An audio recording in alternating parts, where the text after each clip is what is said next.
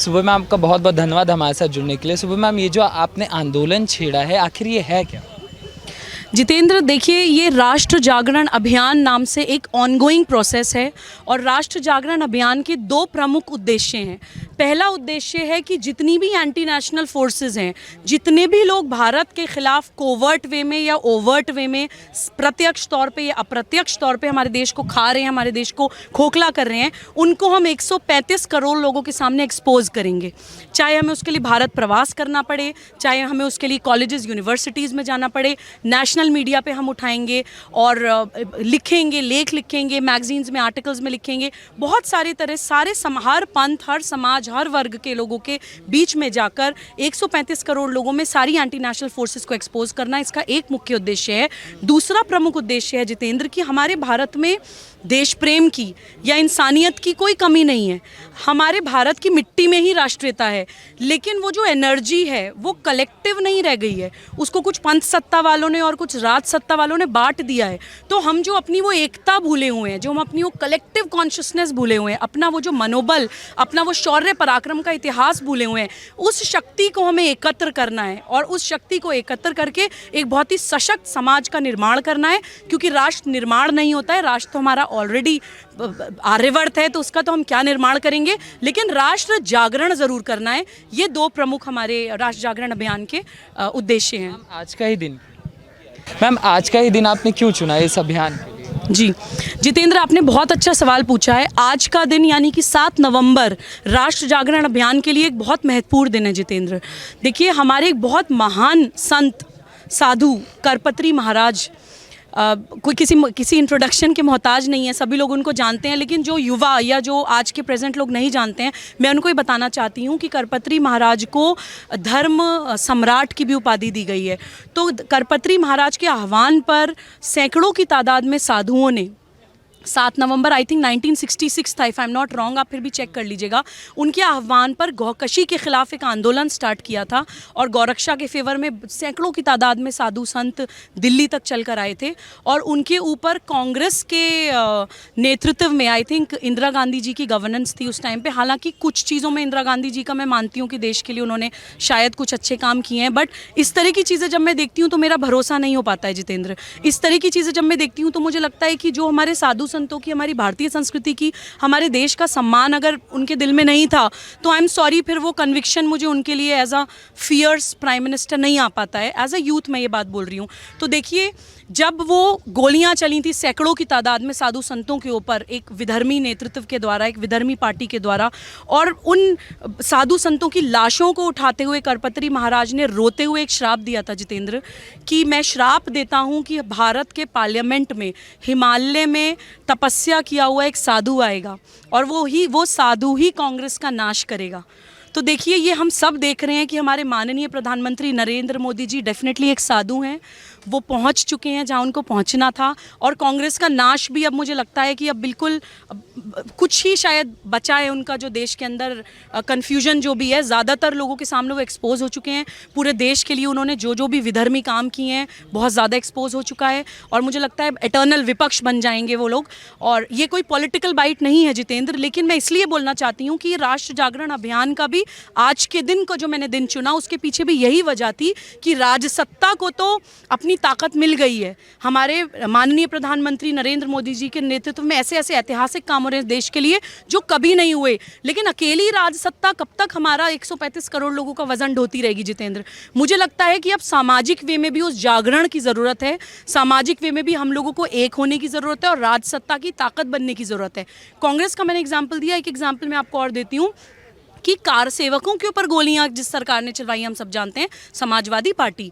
हमारे देश में साधुओं के ऊपर गोलियां चल जाती हैं, कार सेवकों के ऊपर गोलियां चल जाती हैं, हमारे देश में मंदिरों के विध्वंस हो जाते हैं, लेकिन हमारे देश में हमें फिर भी ये लगता है कि हम पॉलिटिक्स के लिए क्यों बोलें, हम XYZ पॉलिटिकल पार्टी के खिलाफ क्यों बोलें। आप किसी पॉलिटिकल पार्टी के खिलाफ नहीं बोल रहे हैं, आप अपने देश के लिए बोल रहे हैं, आप अपने देश के साधु संतों के लिए बोल रहे हैं, अपनी देश की संस्कृति के लिए बोल रहे हैं। ये हमें समझ जाना चाहिए जितेंद्र। तो राष्ट्रीय जागरण अभियान के लिए आज का दिन बहुत महत्वपूर्ण दिन था। करपत्री महाराज का जो श्राप था वो भी सच हो रहा है और समाज जब उस में जुड़ जाएगा, जब समाज उसमें जागृत हो जाएगा तो जो जगह जगह हम पॉकेट्स में भी कुछ विधर्मी काम देख रहे हैं आज के टाइम में हो रहे हैं, वो भी होना बंद हो जाएंगे और हमारा देश पूरे विश्व गुरु की तरह पूरी दुनिया के सामने आएगा। ये मेरा पूरा विश्वास है। मतलब मैम, जब समाज की बात होती है, जब साधुओं की बात होती है, एक व्यक्ति अर्नब गोस्वामी जो कि बहुत जाने माने पत्रकार हैं, उन्होंने भी बात करी थी इस देश में सनातन धर्म की। उन्होंने बात करी थी इस देश में पालघर की, जब उन्होंने बात करी कि किस तरीके से अत्याचार हो रहा है इस देश में, आज उनके साथ क्या हो रहा है देश थी। देखिए जितेंद्र, ये भी सवाल इससे कनेक्टेड ही है। अर्नब ने पालघर साधु लिंचिंग की बहुत ज़्यादा फियर्स तरह से आवाज़ उठाई। अर्नब के साथ जो आज की डेट में हो रहा है वो कोई केस के कारण नहीं हो रहा है। अर्नब का जो भी पुराना केस खुलवा के किया गया वो न्यायपालिका का मुद्दा है, वो न्यायपालिका देखेगी, मेरिट्स पे डिसाइड किया जाएगा कि उस केस में अर्नब दोषी हैं कि नहीं दोषी हैं। हम तो उस संस्कृति को मानते हैं कि अन्याय सहकर बैठ रहना यह महादुष्कर्म है, न्यायार्थ अपने बंधु को भी दंड देना धर्म है। तो अगर अर्नब गोस्वामी किसी अपराध में सम्मिलित पाए जाएंगे तो आप कभी नहीं मुझे देखेंगे कि मैं उनके फेवर में कुछ बोलूँगी। लेकिन यहाँ पे अर्नब के साथ जो हो रहा है वो किसी केस के कारण नहीं हो रहा है जितेंद्र। यहाँ पे अर्नब के साथ सिर्फ इसलिए हो रहा है कि उन्होंने एक विधर्मी शासन के खिलाफ आवाज़ उठाई, उन्होंने पालघर साधुओं लिंचिंग के ऊपर आवाज़ उठाई, उन्होंने ड्रग माफियाज के खिलाफ बोला, महाराष्ट्र सरकार जितने अनकॉन्स्टिट्यूशनल और जितने भारत विरोधी काम कर रही है उनके खिलाफ बोला। इस वजह से अर्नब के साथ ये हो रहा है। मैंने आपको पिछली बाइट में भी बोला था कि जिस तरह से ह्यूमिलिएट करके अर्नब को गिरफ्तारी करी गई वो पूरे 135 करोड़ लोगों को मैसेज देने के लिए था कि जो भी साधुओं की आवाज़ उठाएगा उनके साथ यही होगा। हम साधुओं की आवाज़ उठाएंगे, हम अपनी संस्कृति की, अपने इतिहास की, अपने शास्त्रों की आवाज़ उठाएंगे। हम अब अलग अलग जगह बट के नहीं रहेंगे, क्योंकि हम बट के रहते हैं तभी ये लोग हम पे हावी हो जाते हैं।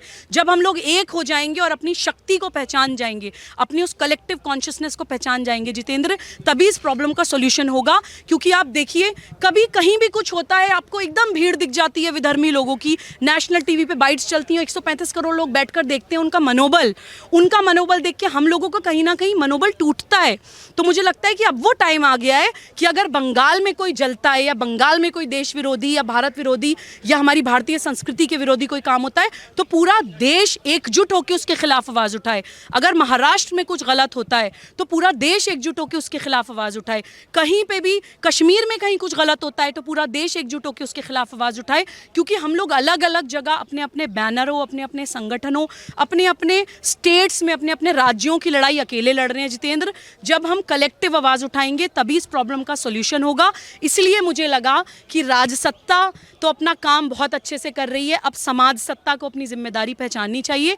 यही राष्ट्र जागरण अभियान का प्रमुख उद्देश्य है। मैम, इसमें महत्वपूर्ण मुद्दे आखिर क्या रहेंगे? जी Jitendra, another good question from you. मुझे आपको बाइट देना इसलिए बहुत पसंद है बिकॉज अब what I think you actually form it in form of a question. तो देखिए, आज हमने बहुत सारे मुद्दों पे यहाँ पर बात करी, लेकिन जैसा मैंने बोला कि हम एक किला पहले फतह करेंगे तब तो दूसरे किले पे जाएंगे। 3, 4, 5 चीज़ों पे एक साथ नज़र रखेंगे तो कुछ भी नहीं कर पाएंगे। तो इसलिए आज का प्रमुख मुद्दा राष्ट्र जागरण अभियान का हमने 2 दिन का 7 नवंबर और 8 नवंबर को हमने संवाद और संकल्प सभा रखी है। इन दोनों दिनों का प्रमुख मुद्दा लव जिहाद है। जितेंद्र, हम देख रहे हैं कि लखनऊ की विधानसभा के सामने अंजना तिवारी अपने अंदर आग लगा के मर जाती हैं। हम देख रहे हैं निकिता तोमर को फरीदाबाद में दिमाग में गोली मार के तौसीफ मार देता है। अंजना तिवारी के हस्बैंड का नाम मैं भूल गई थी, आसिफ, उनको छोड़ के भागा हुआ है, दुबई में जाके चला गया था और वो लड़की अपनी लड़ाई लड़ते लड़ते हार के आग लगा दी उसने अपने अंदर। तो ये लड़कियां लव जिहाद से अलग अलग जगह, अलग अलग स्टेट्स में लड़ रही हैं। उन सबको हमें वही कलेक्टिवली आवाज़ उठानी है। और लव जिहाद के ऊपर जब मैंने मनन किया, पढ़ा, समझा, जाना, तो इसमें तो कोई दो राय नहीं है जितेंद्र कि लव जिहाद है। अब तो वो पुरानी बात रह गई कि हम ये भी डिबेट करें कि लव जिहाद है कि नहीं है। उसके डिफरेंट फॉर्म्स हैं। या तो निकिता तोमर की तरह है कि लड़की मान नहीं रही है धर्म परिवर्तन के लिए तो गोली मार दीजिए उसको, या फिर अंजना तिवारी की तरह है कि आप उससे शादी कर लीजिए पहले, उसके बाद क्योंकि इस्लाम में बहु विवाह जायज़ है तो उसको बिना छोड़े आप दूसरी शादियां कर लीजिए। तो उस तरह से भी आप वो कर रहे हैं। या फिर तारा सहदेव की तरह है कि तारा सहदेव से आप रंजीत कोहली बन के शादी करिए और शादी के बाद उनको बताइए कि आप तो रफ़ीकुल हसन है। तो लव जिहाद डिफरेंट फॉर्म्स में है, बट है। तो ये तो इतिहास हो गया कि है कि नहीं है। अब बात यह है कि है तो क्या करें। तो उसमें देखिए दोनों तरफ के short term and long term चीज़ों पे हमें काम करना पड़ेगा जितेंद्र। शॉर्ट टर्म सोल्यूशन तो ये है कि उस पर कानून बनना चाहिए। लॉन्ग टर्म ये है कि हम लोगों को एक्चुअली अपने कल्चर से हम दूर चले गए हैं तो हमें पता होना चाहिए कि हम ऐसे लोगों के कहने में आके भटकते ही क्यों हैं। तो वो तो धर्म बोध की बात हो गई। मैं यहाँ पे बात करती हूँ शॉर्ट टर्म सोल्यूशन की। शॉर्ट टर्म कानून बनना चाहिए, लेकिन जब उस पर स्टडी किया तो देखा गया लव जिहाद डिफाइन नहीं हो पा रहा है केरल में लव जिहाद के हज़ारों की तादाद में केसेस हैं, कुछ इंस्टीट्यूशंस ने रिसर्च भी लगाई, सुप्रीम कोर्ट तक वो केस आया, लेकिन प्रूव नहीं हो पाया। लव जिहाद डिफाइन नहीं हो पा रहा है, लव जिहाद प्रूव नहीं हो पा रहा है, क्योंकि हम अलग अलग अपनी लड़ाई लड़ रहे हैं। और ये विधर्मी राजनीतिक पार्टियां, खासतौर से कांग्रेस, आप लोगों को और हमारी राष्ट्रवादी सरकार के खिलाफ भड़का रही है कि ये लव जिहाद पे कानून क्यों नहीं बना रहे हैं। कांग्रेस के प्रवक्ताओं को मैंने नेशनल टीवी पे देखा है बोलते हुए, आप कानून क्यों नहीं बना रहे हैं। ऐसे ही अंजना तिवारी को लखनऊ में आलोक वर्मा ने, कांग्रेस के नेता ने जलवाया है। निकिता तोमर को जिस लड़के ने गोली मारी वो भी कांग्रेस के विधायक का ही बेटा है। तो ये लोग ऐसे ही करते हैं, चोर को बोलते हैं चोरी करो, चौकीदार को बोलते हैं चौकीदारी करो, तो ये पूरे देश के सामने एक्सपोज हो रहे हैं। तो हम लोगों ने ये कॉमन प्लेटफॉर्म रखा है कि लव जिहाद के जितनी भी पीड़िताएं हैं, रिपोर्टेड या अनरिपोर्टेड केसेस, वो इस कॉमन प्लेटफॉर्म पे हम तक लाएं, जिसके पास जो भी रिसर्च है, जिसकी सुनवाई नहीं हो रही है या विधर्मी राजनीतिक पार्टियों द्वारा वो उनकी आवाज़ को दबा दिया जा रहा है, वो अपनी सारे डेटा, स्टैटिस्टिक्स, इन्फॉर्मेशन, डॉक्यूमेंट्स हम तक पहुंचाएं। उन सारे डॉक्यूमेंट्स को कलेक्ट किया जाएगा और कलेक्ट करके उस पर एनालिसिस की जाएगी। प्रॉपर कानून का एक ब्लूप्रिंट बना के सरकार तक हम ये ज्ञापन पहुँचाएंगे पूरे जन समर्थन के साथ। तभी सरकार लव जिहाद के खिलाफ कोई स्ट्रॉन्ग, सशक्त और बिल्कुल उसको डिमोलिश करने वाला कानून बना पाएगी। तो राजसत्ता की ताकत बनने के लिए हम यहाँ पे जमा हुए हैं और इसका मैं आपके चैनल के माध्यम से ये भी आह्वान करती हूँ कि आज 7 नवंबर को जो लोग नहीं आ पाए हैं वो कल 8 नवंबर को ज़रूर आके हमें ज्वाइन करें। हम लोग सुबह 10 बजे से लेकर दोपहर के 2 बजे तक यहाँ मिलेंगे। एक लास्ट मैसेज मैं देना चाहती हूँ जितेंद्र, कि ये लोग युवाओं को भी ये कह के भड़का रहे हैं कि ये तो बहुत रिग्रेसिव लोग हैं, ये तो इंटरफेथ शादियों के खिलाफ हैं। मैं सुबूही खान, मैंने खुद गैर मुस्लिम से शादी की हुई है, मैं इंटरफेथ मैरिजेस के बिल्कुल खिलाफ नहीं हूँ। मैं प्रमोट करती हूँ इंटरफेथ मैरिजेस। आप करिए इंटरफेथ मैरिजेस, तभी तो एक दूसरे हमारे अंदर वो यूनिटी तभी आएगी।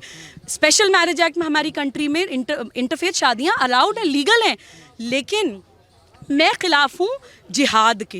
मैं खिलाफ हूँ अगर आप ग़ज़वाए हिंद का एजेंडा करने के लिए शादी को और प्यार को इस्तेमाल कर रहे हैं तो उसके मैं खिलाफ हूँ। तो वो डेफिनेटली ग़ज़वाए हिंद का एक एजेंडा है लव जिहाद जो चल रहा है। जितेंद्र, हमारे देश में ना ही सिर्फ स्पेशल मैरिज एक्ट इंटरफेथ शादियाँ अलाउड करती है, हमारे देश में प्रेम को भी उत्सव की तरह मनाया जाता है। हमारे देश में प्रेम को या समर्पण को कभी गलत नहीं माना जाता। तो ये युवाओं तक भी मैसेज पहुँचाना चाह रही हूँ कि श्री कृष्ण के साथ राधा जी को हम लोग उत्सव की तरह मनाते हैं। ऑफकोर्स रुक्मणी जी का अपना सम्मान है, विवाहिक संस्कार है, सामाजिक व्यवस्था है, उसका हम सम्मान करते हैं। लेकिन अगर आप सामाजिक व्यवस्था से ऊपर उठें तो प्रेम को हमारे देश में हमेशा सम्मान दिया गया है। हमारे देश का नाम जिस बच्चे के नाम पे है भरत, उनके माता पिता की, शकुंतला जी की और दुष्यंत जी की विधि विधान से शादी नहीं हुई थी। भरत प्रेम के बच्चे थे।